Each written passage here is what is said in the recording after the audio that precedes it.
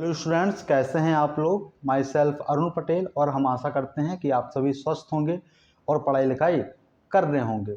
Unit and measurement chapter हम लोगों का स्टार्ट हो गया था, एक दो लेक्चर हो गए थे। आज हम लोग पढ़ेंगे सार्थक अंक एवं त्रुटियाँ। उसके पहले गर्मी बहुत ज़्यादा पड़ रही है, देख रहे हो ना, नाक से पसीना, इसको हटाओ। गर्मी बहुत ज़्यादा पड़ रही है तो क्या करना है, अपने आसपास जो भी जैसे पंछी हैं, जो भी बेजुबान जानवर हैं जो तुमसे नहीं बोल सकते कि हमें प्यास लगी है, भूख लगी है, तो उनका भी ख्याल रखें। छत के ऊपर पक्षियों अक्षियों के लिए पानी दाना वगैरह इस प्रकार की चीज़ें रख दें, और बाहरी जो छोटे जानवर हैं उनके लिए कुछ ना कुछ करते रहें। इसे क्या बोलते हैं, इंसानियत बोलते हैं। इंसानियत जीवन में बहुत ज़रूरी है, क्योंकि इन सब चीज़ों का हिसाब होता है। जो भी तुमने जीवन में अच्छे कर्म किए हैं, बुरे कर्म किए हैं, बहुत सारे जाने अनजाने में बुरे कर्म होते रहते हैं, तो कुछ अच्छे कर्म भी करोगे तो क्या हो जाएंगे, बराबर होकर वो कट जाएंगे। सीधी सी बात है। +2 और -2 कितना होता है, 0 होता है, कट जाता है ना, क्लियर सी बात है। तो आज हम लोग स्टार्ट करेंगे सार्थक अंक। क्या करेंगे, सार्थक अंक। सार्थक अंक होता क्या है, देखो समझो।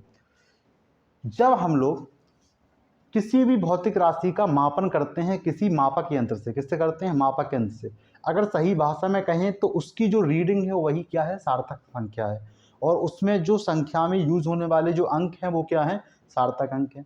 अर्थात किसी मापक यंत्र के द्वारा कोई भौतिक राशि मापी जा रही है तो उसको यथार्थ रूप से दर्शाने में जो अंकों का प्रयोग हो रहा है वो क्या है, सार्थक अंक है। तो इसकी परिभाषा लिखते हैं हम लोग।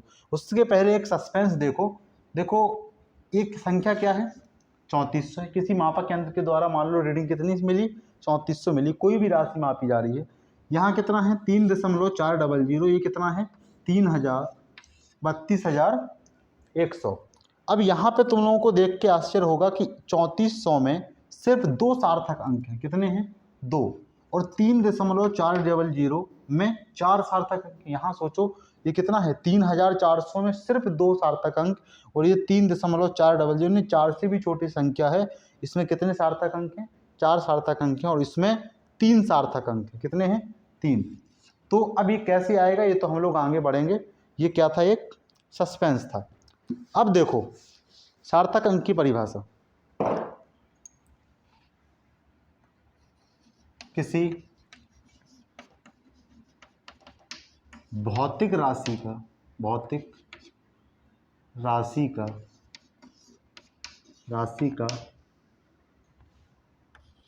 मापक यंत्र के द्वारा मापन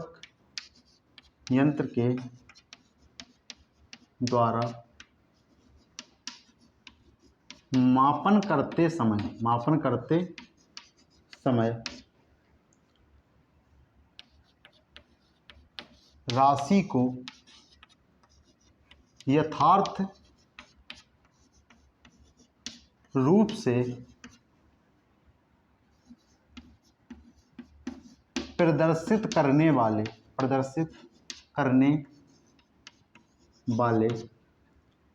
अंकों को सार्थक अंक कहते हैं। क्या कहते हैं, सार्थक अंक कहते हैं। अब सार्थक अंक किसे कहते हैं, किसी भौतिक राशि का मापक यंत्र के द्वारा मापन करते समय यथार्थ रूप से प्रदर्शित करने वाले अंकों को सार्थक अंक कहते हैं। यानी जो उस भौतिक राशि को यथार्थ रूप से प्रदर्शित करेगा उसे क्या कहेंगे, सार्थक अंक कहेंगे। सार्थक से समझ में आ रहा है ना। जैसे हम लोग बोलते हैं कि अगर उसके दर्शन हो गए तो हमारा जीवन क्या हो गया, सार्थक हो गया, यानी सफल हो गया। सार्थक अंक यानी सफल अंक। यहाँ से तुम्हें क्या दिखाई, जो सार्थक अंक हैं वो तुम्हें बताएंगे किसी भी भौतिक राशि के मापन की परिशुद्धता, यानी शुद्धता को प्रदर्शित करेंगे। कैसे, जिसमें जितने ज़्यादा सार्थक अंक होंगे उस राशि का मापन उतने ज़्यादा अच्छे तरीके से किया गया है, और उसका मान जो रहेगा वो उतना ज़्यादा क्या रहेगा, सटीक रहेगा या शुद्ध रहेगा। ये बात तुम्हारी क्लियर होगी अभी लेक्चर में ही, बीच में कहीं पे। सार्थक अंक किसी भौतिक राशि का मापक यंत्र के द्वारा मापन करते समय भौतिक राशि को यथार्थ रूप से प्रदर्शित करने वाले अंकों का कहते हैं, सार्थक अंक कहते हैं। क्लियर है बात। अब देखो सार्थक अंकों की गणना। सार्थक अंकों की गणना, ये टॉपिक थोड़ा सा क्या है, अच्छा है। अब हम लोग किसी भी, देखो कोई मापक यंत्र है, उसने भौतिक राशि को माप दिया, एक रीडिंग दे दी, उसको लिख लिया, उसमें जितने सार्थक अंक हुए वही क्या है, सार्थक अंक है। अब तुम्हें कैसे पता चलेगा, कोई संख्या लिखी है, मान लो किसी का मापक के द्वारा तुम्हारा लिखा गया कि ये क्या है, वो भौतिक राशि है, कैसे बताओगे कि वो जो संख्या लिखी है उसमें कितने सार्थक अंक हैं, उसकी क्या करेंगे हम लोग, गणना करेंगे। तो सबसे पहला इसके कुछ रूल हैं। सबसे पहला रूल क्या है, मात्रकों के परिवर्तन से, मात्रकों के परिवर्तन से सार्थक अंकों में, सार्थक अंकों में कोई परिवर्तन नहीं होता है, कोई परिवर्तन नहीं होता है। देखो क्या बात बोली, बोला है कि मात्रकों के परिवर्तन से सार्थक अंकों में कोई परिवर्तन नहीं होता है। इस बात को हम लोग समझेंगे।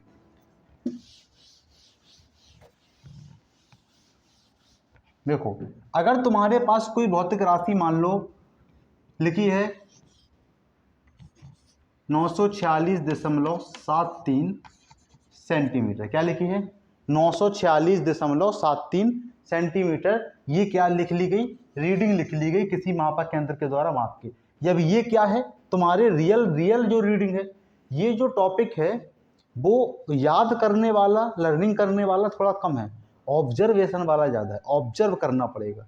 तुमने किसी मापक यंत्र से कोई मात्रक मापा, उस समय तुमने कोई एक रीडिंग देखी वहाँ पे और उसमें क्या कर दिए, लिख दिए, क्लियर ऐसी बात है। अब ये तुमने हकीकत में किसी यंत्र से माप करके रीडिंग लिखी है। अगर तुम चाहो कि इस संख्या को तुम किस में लिख लो, मीटर में लिख लो, किस में लिख लो, मीटर में लिख लो। जब तुम किसी मात्रक को सेंटीमीटर से मीटर में कन्वर्ट करोगे तो गुणा 10⁻2 करोगे, तो ये जो दशमलव है वो कहाँ आ जाएगा, इधर आ जाएगा, यानी 9.4673 मीटर। और अगर इसको तुम सेंटीमीटर को मिलीमीटर में कन्वर्ट करो तो 10 का क्या हो जाएगा, गुणा हो जाएगा, तो कितना आ जाएगा 9467.3 मिलीमीटर, क्या हो जाएगा। अब सेंटीमीटर से मिलीमीटर, मीटर से सेंटीमीटर, ये तो परिवर्तित करना जानती हो। इसमें सार्थक अंक कितने हैं, 1 2 3 4 5, 5 सार्थक अंक। इसमें कितने हैं, 1 2 3 4 5, इसमें भी 5 सार्थक अंक हैं। और इसमें कितने हैं, 1 2 3 4 5, 5 सार्थक अंक हैं, क्लियर है। तुम्हें यहाँ से ये पता चला कि किसी भी भौतिक राशि के मात्रकों में अगर तुम परिवर्तन कर दोगे, यानी संख्या तो वही लिखी है, तुमने मान लो किसी छोटे मात्रक से बड़े मात्रक में जंप कर दिया उस संख्या को, तो उसके सार्थक अंकों में कोई परिवर्तन होने वाला नहीं है। लेकिन एक बात देखो, मजेदार बात समझ में आएगी। जैसे लिखा है 300 मीटर, कितना लिखा है 300 मीटर, अगर तुम्हें इसको सेंटीमीटर में कन्वर्ट करना है तो क्या लिखना पड़ेगा, 30,000 सेंटीमीटर, क्लियर है ना। 100 से क्या कर दोगे, गुणा कर दोगे। अब यहाँ पे देखोगे तो 1 2 3 सार्थक अंक दिख रहे हैं, और यहाँ देखोगे 1 2 3 4 5 सार्थक अंक दिख रहे हैं ना, गलत बात, ये बात क्या है, गलत।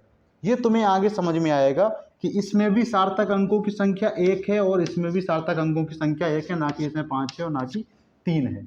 आगे हम लोग जो रूल स्टेप बाय स्टेप पढ़ते जाएंगे, अभी तो पहला रूल लिखे हैं, आगे जब रूल्स पढ़ेंगे तो समझ में आएगा कि यहाँ मात्रक परिवर्तन होगा तब भी सार्थक अंकों की संख्या परिवर्तित नहीं होगी। अगला रूल देखो,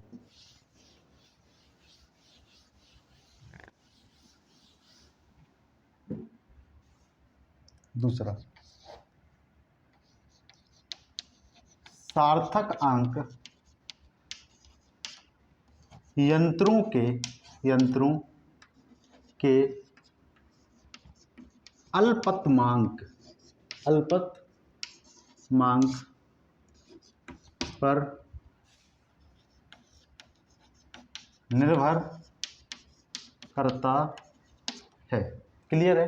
अब इसकी बात क्या है, सार्थक अंक यंत्रों के अल्पतमांक पर निर्भर करता है। अगर हम लोग देखें दूरी कोई मान लो दूरी का अगर कोई मात्रक देखें, जैसे कहीं पे लिखा है 3.5 सेंटीमीटर। अब ये 3.5 सेंटीमीटर हम लोगों ने एक सिंपल जो हमारा मीटर पैमाना होता है उससे नापे। किससे मापे? मीटर पैमाने से। मीटर पैमाने से नापे तो सिंपल 3.5 सेंटीमीटर तुम्हें क्या मिली? कोई दूरी मिली। अगर इसी चीज को तुमने नाप लिया था बर्नियर कैलिपर से। किससे? Vernier callipers. तो बर्नियर कैलिपर्स में क्या होता है, तुम्हें रीडिंग मिली 3.52 सेंटीमीटर। क्लियर है बात? अगर तुमने और थोड़ा सा अच्छा यंत्र लिया, मान लो स्क्रू गेज ले लिए। क्या ले लिए? Screw gauge. अब स्क्रू गेज तो और छोटी दूरियों को नापता है। उसने तुम्हें रीडिंग दे दी 3.520 सेंटीमीटर। तो यहाँ पे सेम दूरी को तुमने 3 अलग अलग यंत्रों से नापा और तीनों जो यंत्र थे उनके अल्पतमांक क्या थे? अलग अलग थे। यानी मीटर पैमाना का अल्पतमांक कितना होता है? 0.1 मिलीमीटर। 1 मिलीमीटर होता है। मीटर पैमाने का कितना होता है? 1 मिलीमीटर। और बर्नियर कैलिपर्स का 0.1 मिलीमीटर। और स्क्रू गेज का कितना होता है? 0.01 मिलीमीटर अल्पतमांक होता है। यानी ये जो स्क्रू गेज है सबसे डेप्थ में जाकर के दूरी को नापेगा। अगर देखोगे तो इसमें सार्थक अंक की संख्या कितनी है? 2 है। 1 2 और इसमें कितनी है? 3 है। और इसमें कितनी है? 4 है। क्लियर है? अब हम लोगों ने यहाँ पे मात्रक चेंज नहीं किए, सब सेंटीमीटर में है। हमने अलग अलग यंत्रों से क्या लिया है? रीडिंग ली है सेम दूरी की। अब एक बात समझना, यहाँ पे लिखा है 3.5 सेंटीमीटर। ये दूरी कम यथार्थ है इसकी अपेक्षा। और ये जो हम लोगों ने बर्नियर कैलिपर से जो दूरी नापी है वो स्क्रू गेज की अपेक्षा क्या है?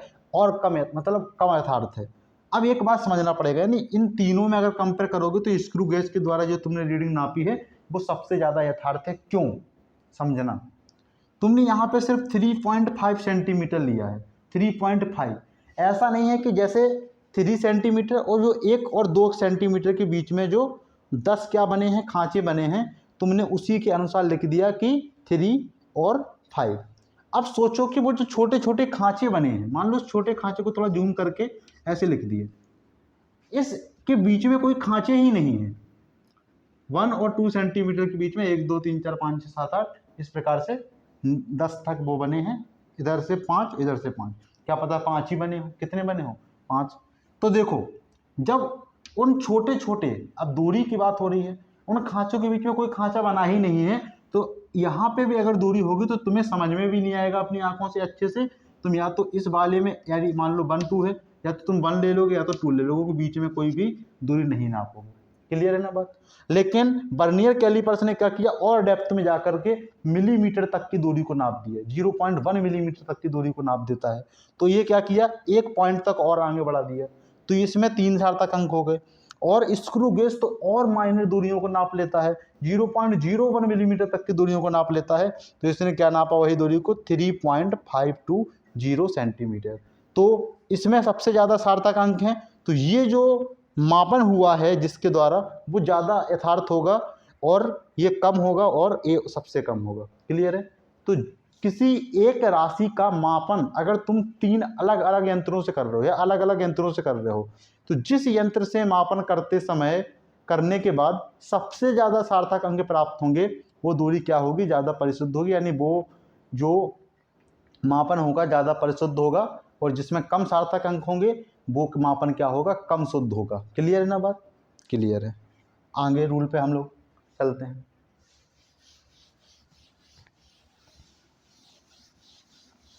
दशमलव खिसकने से, अगला तीसरा रूल है। दशमलव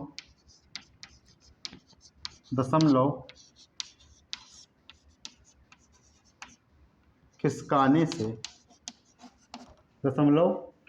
से सार्थक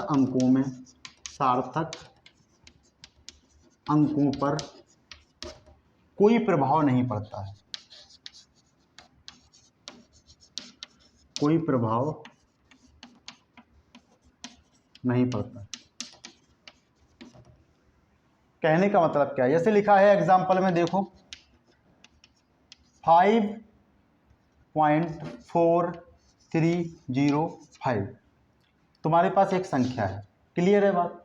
तुमने इस दशमलव को समझ लो कि मान लो इधर खिसकाना है, किधर खिसकाना है, 3 और 0 के बीच में लगाना है। तुमने लिख दिया 543.05। जब दशमलव इधर खिसकाए हो तो क्या होगा, गुणे 10 की घात क्या हो जाएगा, संख्या क्या हुई है 5 से 543 होगी, संख्या बढ़ गई तो घात क्या हो जाएगी 10 की घात में घट जाएगी या -2। क्लियर है। इसमें जो सार्थक अंकों की संख्या है वो 1 2 3 4 5 कितनी है 5, और इसमें सार्थक अंकों की संख्या 1 2 3 4 5 कितनी है 5, यानी दोनों में दशमलव खिसकने से सार्थक अंकों की संख्या में कोई भी परिवर्तन नहीं हुआ या सार्थक अंकों पर कोई प्रभाव नहीं पड़ता है। क्लियर है ना बात, समझ गए बात को। अब कहोगे यहाँ 10 की घात -2 है, तो अगला रूल हम लोग यही लिखते हैं,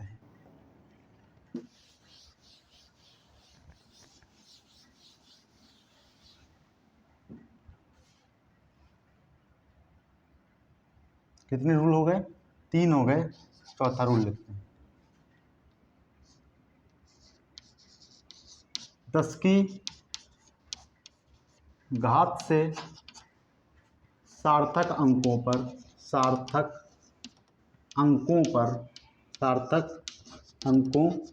पर कोई प्रभाव नहीं पड़ता है, कोई प्रभाव नहीं पड़ता है। जैसे देखो एग्जाम्पल में, अगर तुम्हारे पास कोई एक संख्या है जो है 3.546 गुणे 10 की घाते 4, और कोई तुम्हारे पास संख्या है दूसरी 54.345 गुणे 10 की घाते -3। अब देखो इसमें 1 2 3 4 सार्थक अंक हैं और इसमें 1 2 3 4 5 सार्थक अंक कितने हैं 5।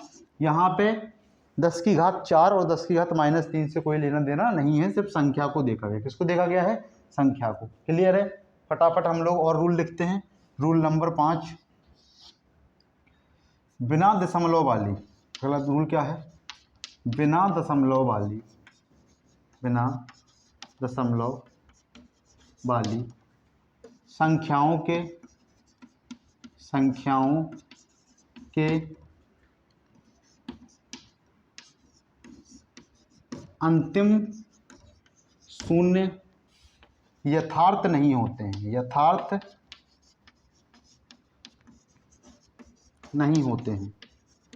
ये क्या बात होगी। अगर कोई संख्या ऐसी है जिसमें दशमलव नहीं है तो उसके जो अंतिम शून्य यानी अंत में जो शून्य लिखे होंगे, 0 लिखे होंगे, वो यथार्थ नहीं होंगे। अब एक बात समझो, एक एग्जाम्पल देते हैं। किसी गांव में मान लो कई अलग अलग समुदाय के लोग रह रहे हैं, मान लो एक ब्राह्मण समुदाय है, दूसरा एक मान लो यादव समुदाय है। अगर मान लो 20 लोग उस गांव में ब्राह्मण समुदाय के हैं और 25 लोग मान लो यादव समुदाय के हैं, अगर हम लोग कहें कि उस गांव में कितने ब्राह्मण समुदाय के लोग हैं तो तुम लोग 20 ही कहोगे, और पूछेंगे कि अगर कितने यादव समुदाय के लोग हैं तो तुम लोग क्या कहोगे, इतने यादव समुदाय के लोग हैं। ऐसा तो है नहीं कि जब पूछेंगे कि कितने ब्राह्मण समुदाय के लोग हैं तो इसके भी कुछ लोग उसमें जोड़ दोगे, या तुम कहोगे 20 25 45 समुदाय 45 हैं। ऐसे तो नहीं हो पाएगा ना, क्योंकि जो ब्राह्मण हैं उन्हीं की संख्या को काउंट करोगे ब्राह्मण समुदाय के लोगों में। इसी प्रकार जो यथार्थ ही नहीं है तो उसको सार्थक अंकों में कैसे काउंट करोगे। यानी जो सार्थक ही नहीं है, क्या नहीं है, सार्थक ही नहीं है, संख्याओं के अंतिम शून्य यथार्थ नहीं है की जगह हम लोग क्या लिख लेते हैं, सार्थक नहीं होते हैं। क्या नहीं होते हैं, सार्थक। यथार्थ थोड़ा सही नहीं रहेगा, सार्थक नहीं होते हैं। और जो अंक सार्थक ही नहीं है तो उसको सार्थक अंकों में भी काउंट नहीं करेंगे। जैसे देखो तुम्हारे पास कोई संख्या लिखी है 4340560 अब देखो इसमें कहीं पे भी संख्या में कोई दशमलव नहीं है तो लास्ट में 2 जीरो हैं तो वो यथार्थ वो जो है सार्थक नहीं माने जाएंगे। सार्थक अंकों की संख्या 1 2 3 4 5 कितनी हो गई, यहाँ पे कितनी संख्या है, 5 सार्थक अंक है। कितने हैं, 5 सार्थक अंक। क्लियर है बात, क्लियर है। आगे बढ़ते हैं।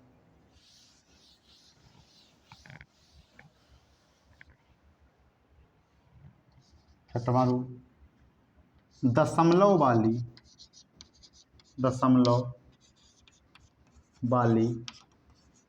संख्या, दशमलव वाली संख्या के अंतिम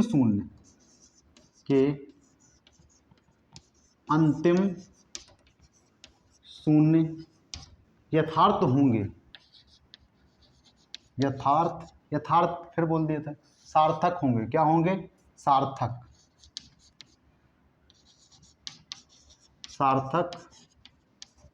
होंगे। क्या बोल रहा है कि अगर कोई दशमलव वाली संख्या, एग्जाम्पल में देखो, अगर जैसे लिखा है 35.6400, तो ये भी अंक जो अंतिम जीरो हैं, जो अंतिम शून्य है, वो भी क्या होंगे? यथार्थ होंगे। मान लो एक जीरो और लगा है, 3 जीरो लगे हैं, तब भी तीनों यथार्थ होंगे और सार्थक होंगी संख्या 1 2 3 4 5 6 7। कितनी है? 7 सार्थक अंक हैं। इस संख्या में कितने सार्थक अंक हैं? 7 सार्थक अंक हैं। क्लियर है ना? आगे देखो 7वां रूल,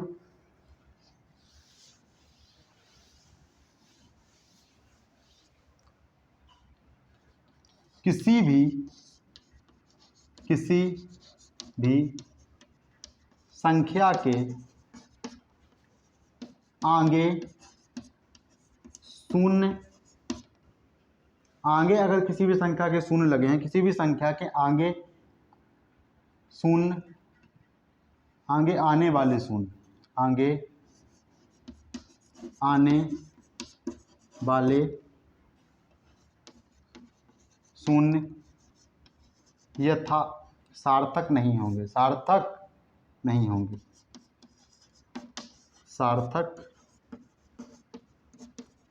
होंगे। और जो सार्थक नहीं होंगे तो सार्थक अंकों की संख्या में भी काउंट नहीं करेंगे। जैसे लिखा है 0.00234 और 4, ऐसे तुम्हें कोई रीडिंग लिखी है। इसमें कितने सार्थक अंक हैं? आगे के जो जीरो हैं वो तो काउंट ही नहीं होंगे। 1 2 3 4 5, कितने हैं? 5 सार्थक अंक हैं। कितने हैं? क्लियर है बात? ऐसे जैसे 0.00230, इसमें कितने हैं? आगे के तो काउंट नहीं होंगे। अब दशमलव लगा है तो लास्ट वाला जीरो क्या होगा? काउंट होगा। तो 1 2 3, कितने सार्थक अंक हैं? 3 सार्थक अंक हैं। क्लियर है ना बात?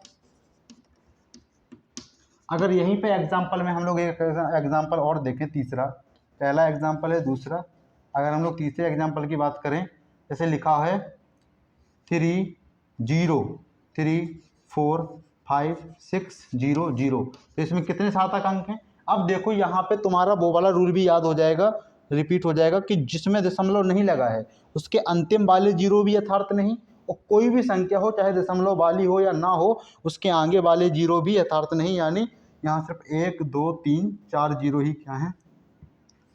4 सार्थक अंक है। क्या है? 4 क्या है इसमें? सार्थक अंक है। क्लियर है? बीच में आने वाले जीरो के बारे में कोई बात नहीं हुई है, अर्थात बीच में आने वाले जितने भी जीरो रहेंगे वो सबके सब सार्थक होंगे, सबके सब सार्थक होंगे। मिटाते हैं इसे।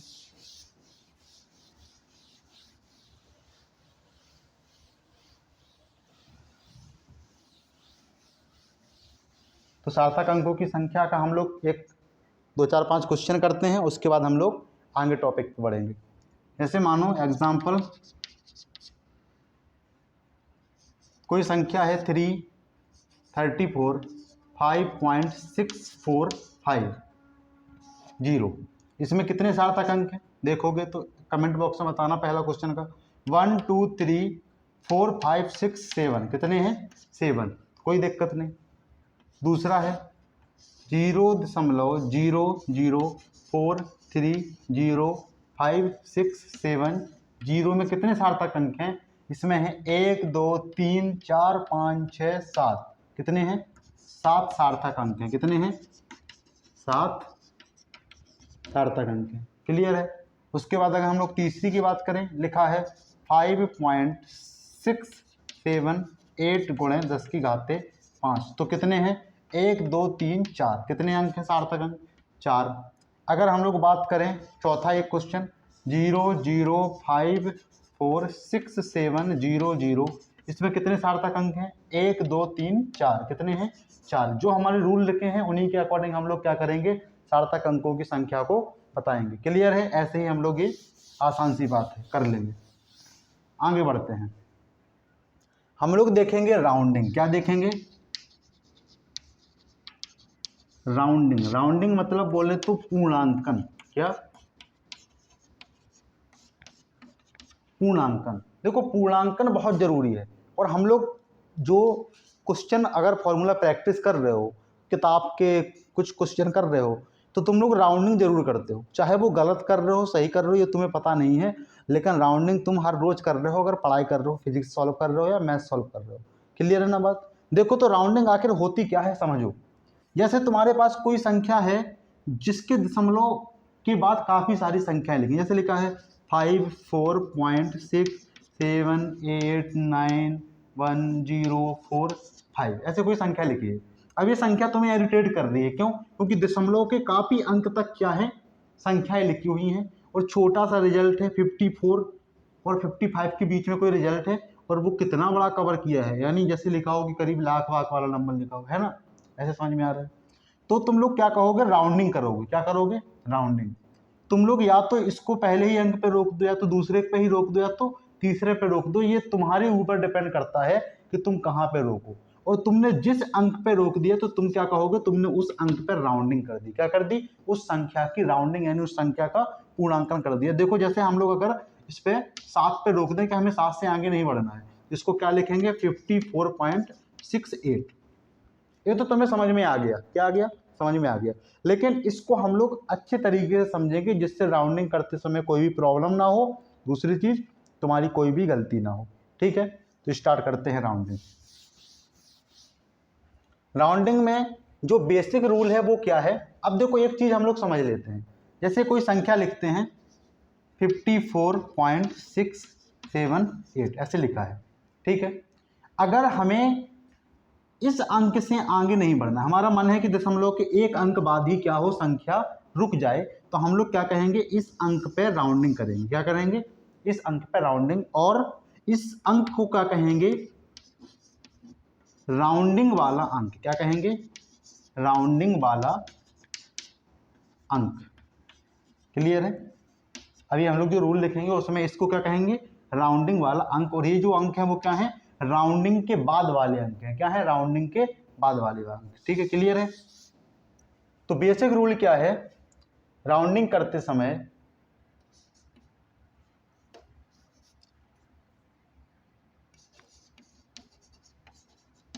राउंडिंग करते समय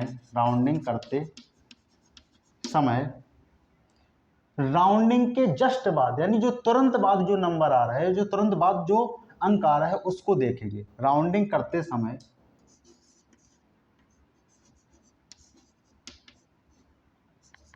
राउंडिंग वाले अंक के तुरंत बाद जो अंक आएगा उसको देखेंगे। क्लियर सी बात है?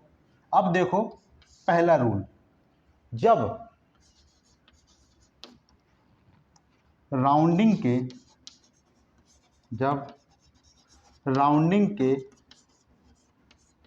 तुरंत बाद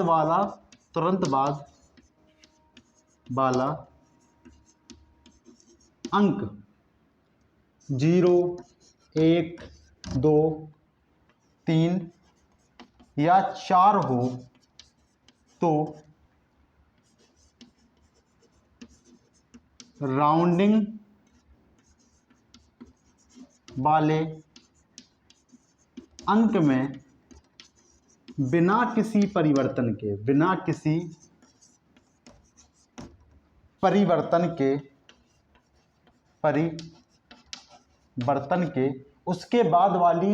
उसके बाद वाले अंकों को हटा देंगे। बिना किसी परिवर्तन के उसके, यानी किसके? राउंडिंग वाले अंक के तुरंत बाद वाले अंकों को हटा देंगे। परिवर्तन के उसके बाद वाले सभी अंकों को हटा देंगे, सभी अंकों को हटा देंगे। क्लियर है बात? देखो कैसे, एग्जाम्पल देखो,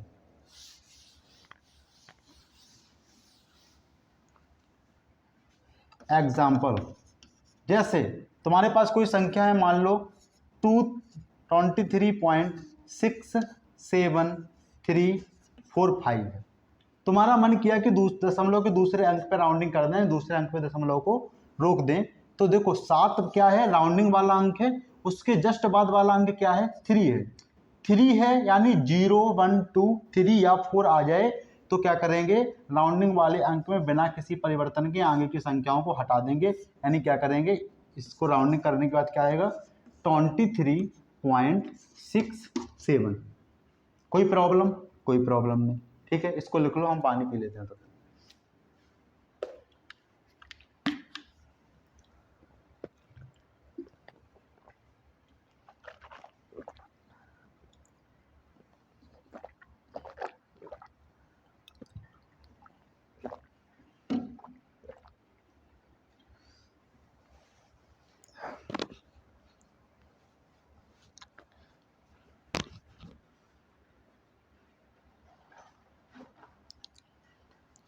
अब देखो, ये बात समझ में आई? एक एग्जांपल और देख लो, जैसे लिखा है 44.444। ऐसी कोई संख्या है, अभी बढ़ता ही जाएगा, मान लो, समझ लो कि ऐसे ऐसे ऐसे ऐसे बढ़ते जा रहा है। तुम्हें दूसरे अंक पे क्या करना है, राउंडिंग को रोकना है। ये राउंडिंग वाला अंक हो गया, ये जस्ट इसके बाद वाला अंक हो गया। जस्ट बाद वाला अंक क्या है, 4 है, तो बिना किसी परिवर्तन के आगे की संख्या हट जाएंगी। तुम्हारा आंसर क्या आ जाएगा, 44.44, ना कि 44.45। तुम लोग ऐसे लिख दोगे ना कि रिपीट हो, चलो इसको बढ़ा के लिख देते हैं, 44.45 कर दो, आगे की संख्याओं को हटा दो। नहीं, क्योंकि वो जो संख्या है वो क्या है, 0 1 2 3 4 है, तो ये क्या होगा, बिना किसी परिवर्तन के इस प्रकार ही लिख जाएगा। वही तुम्हारा क्या हो जाएगा, एंड रिजल्ट आंसर हो जाएगा। ठीक है, सेकंड रूल लिखो,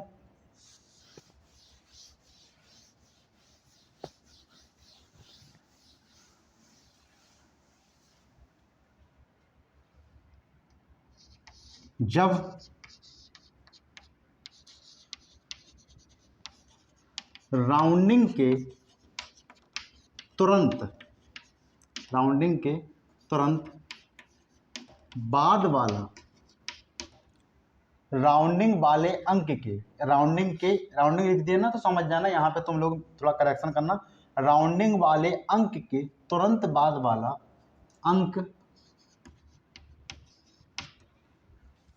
6 7 8 या 9 हो तो राउंडिंग वाले अंक में, तो राउंडिंग वाले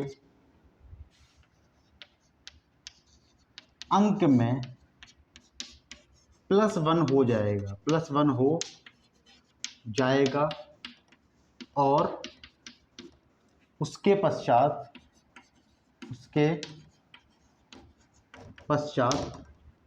बाकी अंक हट जाएंगे, बाकी अंक हट जाएंगे। देखो कैसे, जैसे तुम्हारे पास कोई संख्या है 42.6789, तुम्हें 7 पे राउंडिंग करनी है। किस पे करनी है, 7 पे। तो 7 के जस्ट बाद वाला अंक क्या है, 8 है ना। 8 की जगह पे होता 6 7 8 या 9, इन 4 में से कोई है।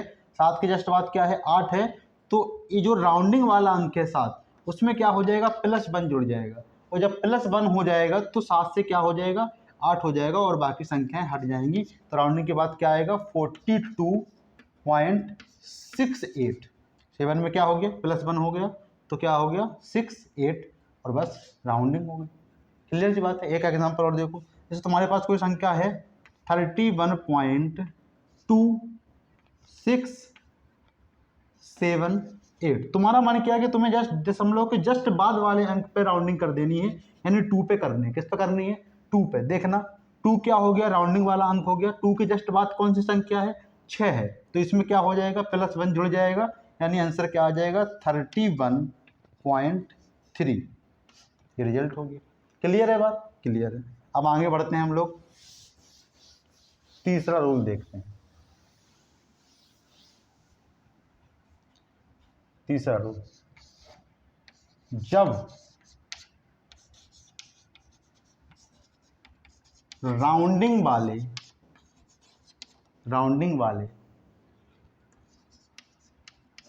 अंक के तुरंत बाद 5 आ जाए, क्या आ जाए? 5 आ जाए, तो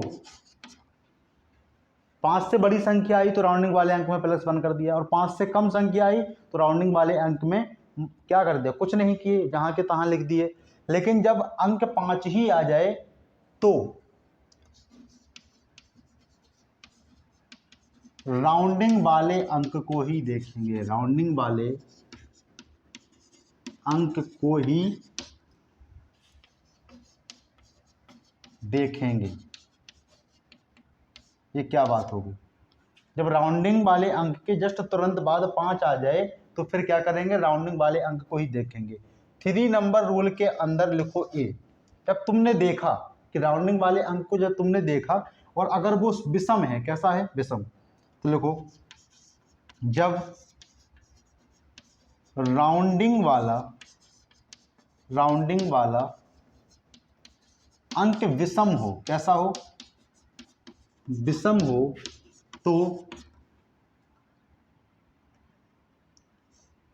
हो, तो बिना किसी परिवर्तन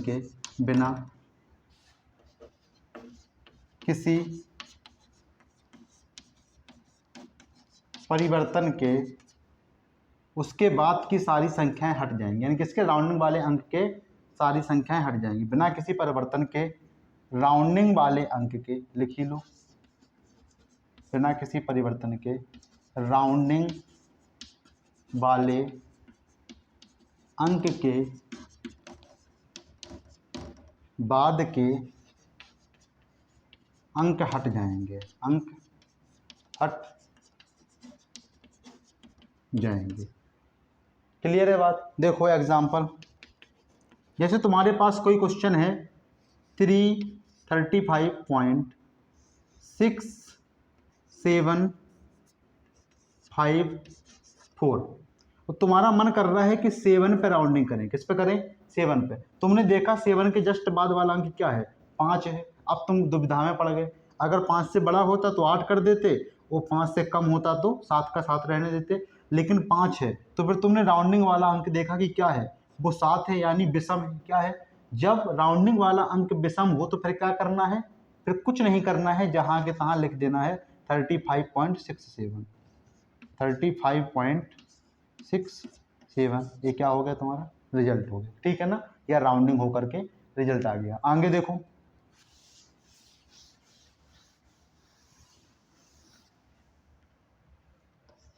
बी नंबर, इसी में देखो, जब राउंडिंग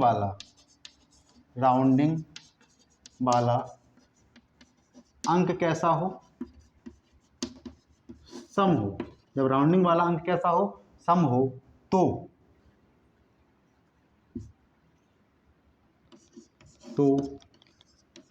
उसमें +1 होकर बाकी बाद वाले अंक, बाकी उसके बाद वाले अंक, बाकी उसके बाद वाले अंक हट जाएंगे। क्या हो जाएंगे?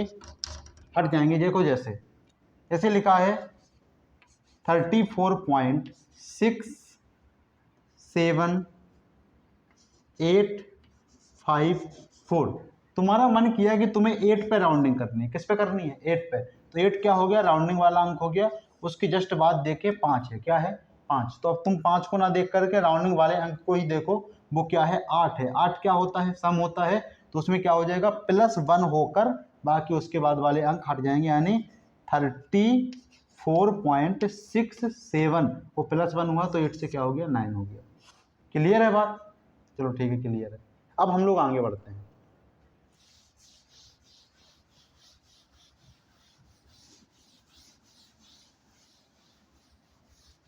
अब हम लोग क्या पढ़ेंगे, सार्थक अंकों का अंकगणित पढ़ेंगे। अब अंकगणित क्या होता है, सिंपल से गुणा भाग जोड़ घटाना होते हैं।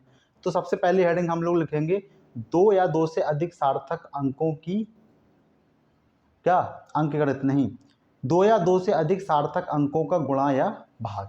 हेडिंग क्या है, 2 या 2 से अधिक, 2 या 2 से अधिक सार्थक अंकों की, सार्थक अंकों का गुणा या भाग, गुणा या भाग। देखो कैसे होगा 2 या 2 से अधिक सार्थक अंकों की संख्या का गुणा। जब हम 2 सार्थक अंकों की संख्या का गुणा करते हैं तो क्या करते हैं, उन संख्याओं में ऐसी संख्या देखते हैं जिसमें सबसे कम सार्थक अंक हैं, तो आने वाली संख्या में भी क्या होंगे, उतने ही सार्थक अंक होंगे। अब कहोगे कैसे कैसे कैसे काउंट करेंगे, ज़्यादा अगर होगी संख्या तो फिर हम लोग राउंडिंग कर देंगे उस ऐसे अंक पे, उसके बाद की सारी संख्या हट जाएंगी और उतने ही सार्थक अंक बचेंगे जितने की सबसे कम सार्थक संख्या में है। तो लिख लेते हैं, जब 2 या 2 से अधिक, 2 या 2 से अधिक सार्थक संख्याओं का गुणा या भाग करते हैं, गुणा या भाग करते हैं, तो प्राप्त संख्या में करते हैं तो गुणा या भाग करते हैं तो उस संख्या को देखेंगे, उस संख्या को देखेंगे जिसमें सबसे कम, जिसमें सबसे कम सार्थक अंक हैं और प्राप्त उत्तर में भी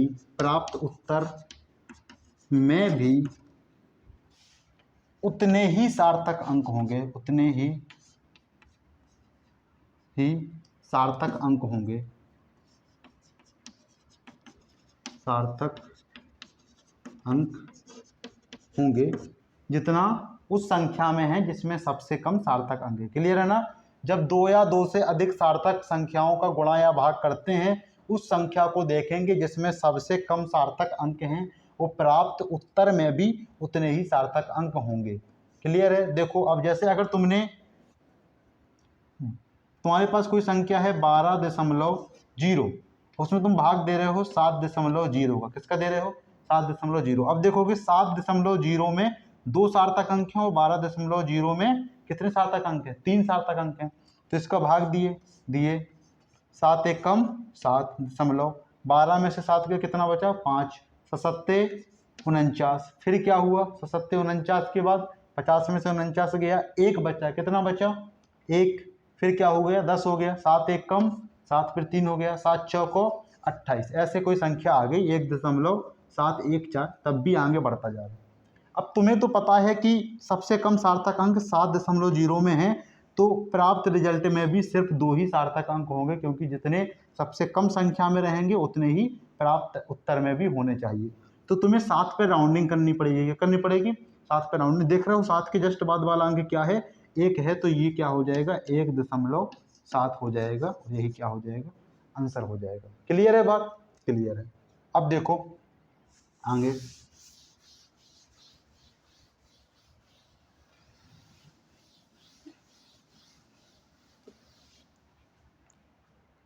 दूसरा, दो सार्थक अंकों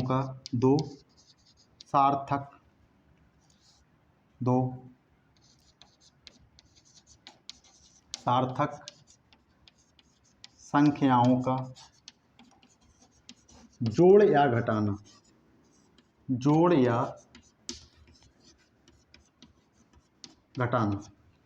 दो सार्थक अंकों का जोड़ या घटाना। तो देखो तुम्हें किस प्रकार से जोड़ या घटाना करना है।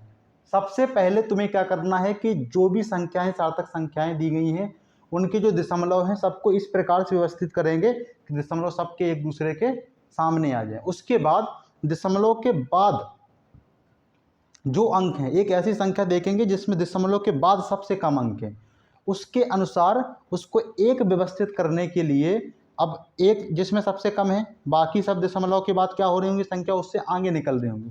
तो जो आगे निकल रही हैं सबको उसकी बराबरी पे क्या कर देंगे, राउंडिंग कर देंगे और जोड़ देंगे या घटा देंगे। ठीक है, तो क्या करना है,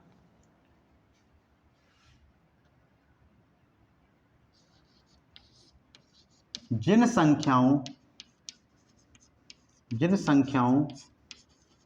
को जोड़ना या घटाना है, उन सभी संख्याओं को इस प्रकार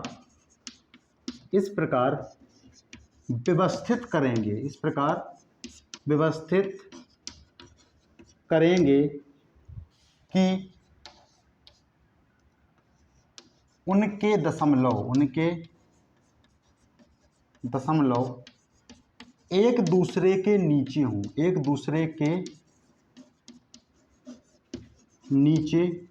हों, फिर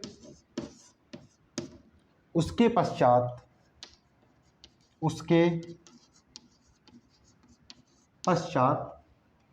उस संख्या को देखेंगे जिसमें दशमलव के बाद सबसे कम अंक हो। उसके पश्चात उस संख्या को देखेंगे जिसमें दशमलव के बाद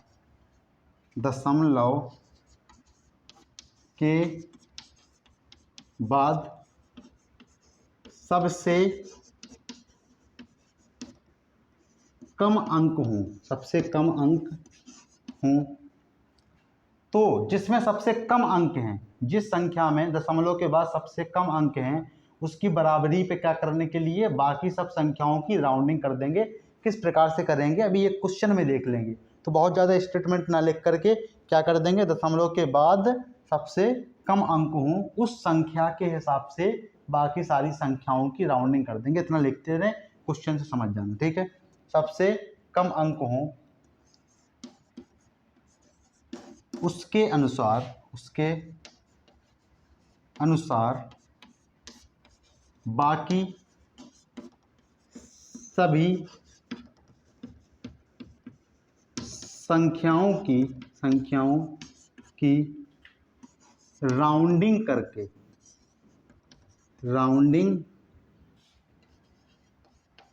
करके जोड़ या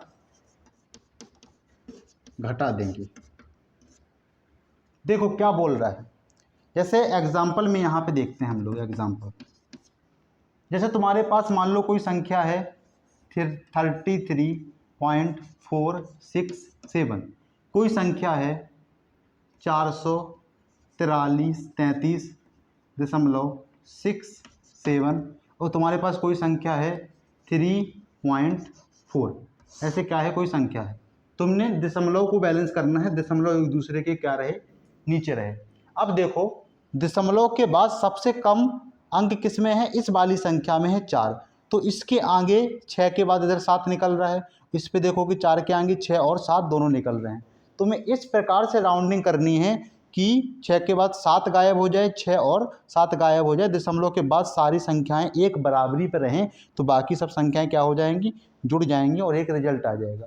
तो तुम क्या करोगे, 433.67 में 6 पे राउंडिंग कर दोगे, तभी तो इसके बराबर आएगा 4 के बराबर, और यहाँ पे 4 पे राउंडिंग कर दोगे। जब यहाँ पे 4 पे राउंडिंग करोगे तो ये 6 है तो ये 5 हो जाएगा, ये 6 है तो ये 7 हो जाएगा, और फिर उसको क्या कर दोगे, जोड़ करके लिख दोगे, जोड़ करके लिख दोगे, समझ जाओगे ना। ठीक है,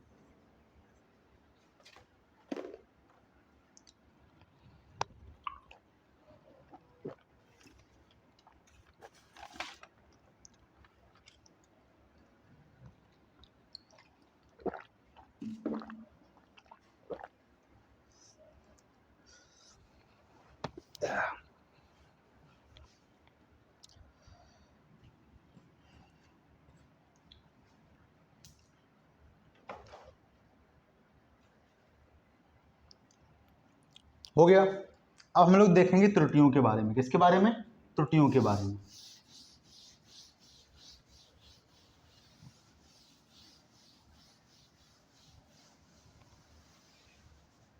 त्रुटियां,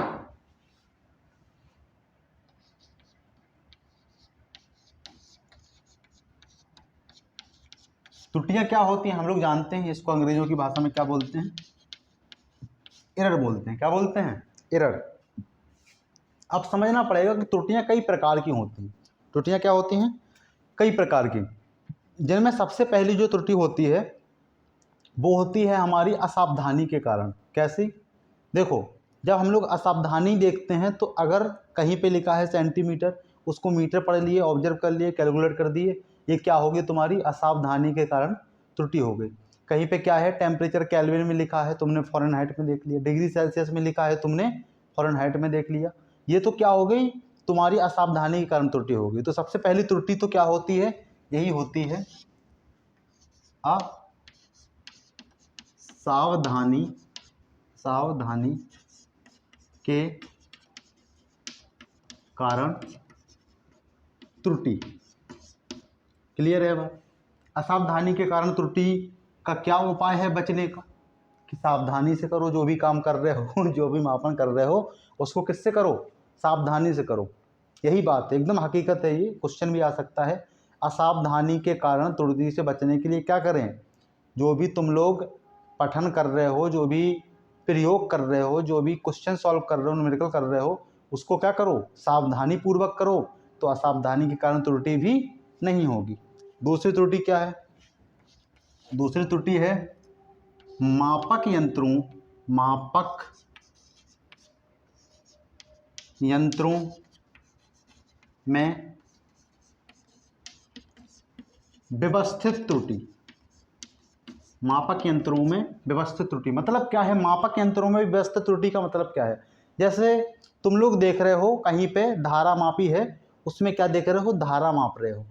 अब जब तुम्हारा धारा मापी जिसमें शून्य होती है तो उसकी सुई देखोगे तो जीरो पे होनी चाहिए। वो सुई क्या होती है, किसी टेक्निकल खराबी के कारण वो जीरो से हट के थोड़ा सा उससे अलग दिख हो जाती है। अब वो जब भी किसी मापन को मापेगा वो उस संख्या को जितनी धारा बह रही है उससे थोड़ा उतनी हटी रहेगी। समझ पा रहे हो ना, ये तो क्या है, एक टेक्निकल इशू है, या वो सुई मुड़ गई हो, कुछ भी हो गया हो, इसे क्या बोलते हैं, मापक यंत्रों में व्यवस्थित त्रुटि, व्यवस्थित त्रुटि।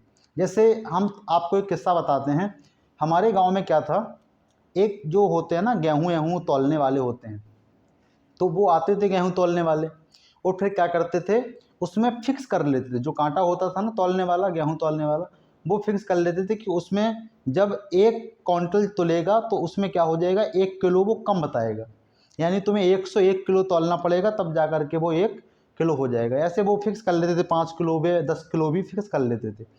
अब जितना राशि है ये तो त्रुटि ही हो गई ना, तो इसे क्या कहोगे, इसे कहोगे मापक यंत्रों में व्यवस्थित त्रुटि दोगे इसे, इसको क्या कहोगे, मापक यंत्रों में व्यवस्थित त्रुटि। तो इसके बचने का उपाय क्या है, इसके बचने का उपाय ये है कि ऑब्जर्व करो कि मापक यंत्र में जो व्यवस्थित त्रुटि है वो कितनी है, और अगर वो ज़्यादा होती है, जैसे मान लो 80 एम्पियर धारा बह रही है और सुई 80 दशमलव यानी 81 पे है, तो तुम एक क्या कर दो, उससे माइनस कर दो। क्लियर है ना बात? अगर तुम देख रहे हो मापक यंत्र में, जैसे मान लो 100, तुम्हें पता है कि इसमें 5 किलो क्या है, व्यवस्थित त्रुटि है, जो भी तौलने वाली जो मशीन है, तो क्या करो, जितना भी गेहूं उसमें रखो, उसमें 5 क्या कर दो, माइनस कर दो। ये बचने का क्या है, उपाय है। वैसे ये उपाय लिखने की जरूरत नहीं है। तीसरी त्रुटि क्या होती है? तीसरी जो त्रुटि होती है वो होती है अल्पतमांक। अल्पतमांक के कारण त्रुटि। अल्पतमांक के कारण त्रुटि, जैसे कोई मशीन है, मान लो दूरी के लिए देखें तो वो तो सिर्फ अगर मान लो कि सेंटीमीटर तक ही नाप पा रहा है, तो वो क्या दिखाई देगा, मीटर में और सेंटीमीटर में दिखा देगा 80.53 मीटर, ऐसे दिखा दिया। लेकिन मिलीमीटर में अगर कोई दूरी मान लो कि 80 कुछ सेंटीमीटर और समथिंग कुछ मिलीमीटर है, सेंटीमीटर से थोड़ी सी ज़्यादा है, थोड़ी सी कम है, तो फिर वो यंत्र दिखा ही नहीं पाएगा, क्योंकि उसका अल्पतमांक क्या है, कम है और ज़्यादा है। क्लियर है ना? अल्पतमांक में त्रुटि कैसे होगी, जब तुम्हें बहुत बारीक, जैसे जो यंत्र दिखा रहा है उससे कम दिखाए। जैसे हम लोगों ने देखा था ना, जब हम लोग मीटर पैमाने से नाप रहे थे तो 3.5 मान लो कि यहाँ तक नाप पा रहा है, लेकिन वही जब हमने बर्नियर कैलिपर से नापा तो देखो कितनी डेप्थ में गया था, 3.54 तक नाप लिए। ठीक है, और अगर हम लोग कैलिपर्स देख लें तो मान लो 3.541 तक नाप लिया, यानी सोचो कि और यथार्थ दूरी हो गई। क्या हो गई? और यथार्थ। तो ये समझने वाली बात है। ये क्या है? समझने वाली बात है कि अल्पतमांक के कारण भी त्रुटि होती है, और ये क्या होते हैं, अलग अलग यंत्रों में अल्पतमांक क्या होता है, अलग अलग होता है। चौथी और इम्पोर्टेंट त्रुटि क्या होती है? यादृच्छिक त्रुटि होती है। क्या होती है? यादृच्छिक। इसको थोड़ा देख लेना, ठीक है। यादृच्छिक को हिंदी में क्या है? यादृच्छिक त्रुटि। इंग्लिश में हम लिखे दे रहे हैं रैंडम एरर। क्या होता है? Random error. रैंडम एरर कैसे होता है? जैसे समझो कि तुमसे बोल दिया कि तुम्हें जब एक ऐसे मान लो एक लोलक धुल रहा है, इधर से उधर, उधर से इधर, तुमसे कहा गया कि जब लोलक इधर से हटे तो क्या करो, स्टॉप वॉच खोलो, और जब अंत में पहुंचे तो स्टॉप वॉच बंद कर दो। लेकिन स्टॉप वॉच खोलने में और स्टॉप वॉच बंद करने में तुम्हें क्या होगा, एक क्षण क्या रहेगा, तुम्हारा टाइम क्या हो जाएगा, कम या ज़्यादा हो जाएगा। मान लो कि यहाँ पे लोलक पहुँचा, या तो कुछ माइनर सेकंड, यानी मतलब 0.02 सेकंड क्या हो गया, कम हो गया, पहले दबा दिए, या 0.00 सेकंड क्या हो दिए, ज़्यादा दबा दिए। अब तुम सोचोगे कि इन सब चीज़ों की बात क्यों कर रहे हैं हम यहाँ पे, माइनर सेकंड, 0.02 सेकंड, इन सब की बात क्यों कर रहे हैं? तुम्हें एक बात पता है, जो हमारी पीटी ऊषा थी, वो जब ओलंपिक खेल रही थी तो उनको मेडल सिर्फ 0.02 सेकंड पहले वो क्या हो गई थी, पहुंच नहीं पाई थी। अगर 0.0 सेकंड पहले वो पहुंच जाती तो उनको ओलंपिक जो मेडल था वो मिल जाता।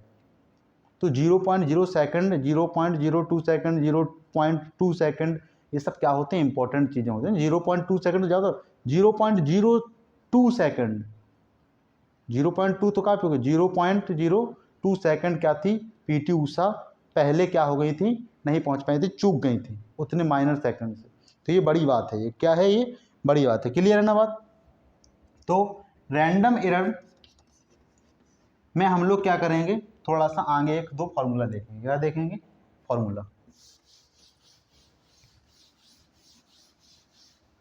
अगर मान लो कि रैंडम एरर में हम लोग n पठन लें, कितने लें, n पठन। मान लो तुमने पहली बार जो पठन लिया वो x1 लिया, किसी x भौतिक राशि का, किसी x भौतिक राशि के n पठन लें, कितने लें, किसी